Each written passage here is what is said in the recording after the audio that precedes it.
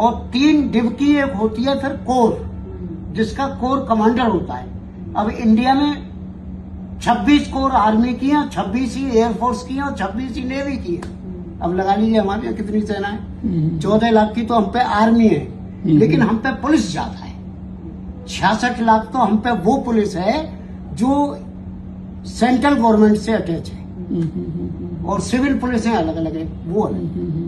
Paramilitary force की भी बात कर रहे हैं आप शायद। हाँ हाँ समझे साहब।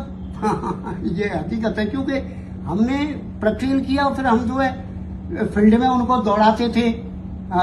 डॉक्टर की गाड़ी जा रही है, हमारी गाड़ी जा रही है और बच्चे दौड़ लगा रहे हैं। 7-7, 8-8 किलोमीटर की दौड़ चलती थी उस जमाने में, पर उनको दूध और चने दिए जाते थे सुबह के टाइम, और कोई नाश्ता नहीं।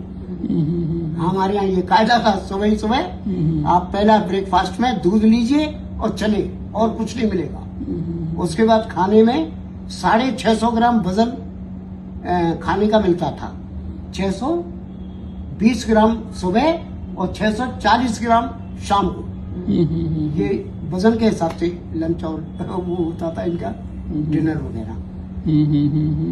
आर्मी में सुविधा ज्यादा है, तनख्वाह कम है। एयरफोर्स में तनख्वाह ज्यादा है लेकिन सुविधाएं नहीं है, और नेवी में भी सुविधाएं कम है। क्योंकि हमारे यहाँ आर्मी जो है ना, आर्मी का जो जनरल होता है उसको बोलते हैं DGMO, director general of military operation. ये तीनों सेनाओं को कमांड करता है।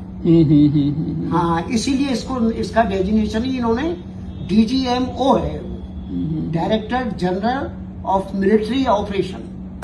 जब राष्ट्रपति ऑर्डर करेगा तो पहले आर्मी के जनरल के पास ही ऑर्डर आएगा, फिर वो एयरफोर्स को बताएगा और नेवी को बताएगा कि भाई हमारे पास ऑर्डर आ चुका है, तुरंत अटेंशन रहो कि ठीक है। फिर वो अपना स्टेशन कमांडो को बोलेंगे अपने को, वहां से सेना जाएगी जहां भी जाएगी।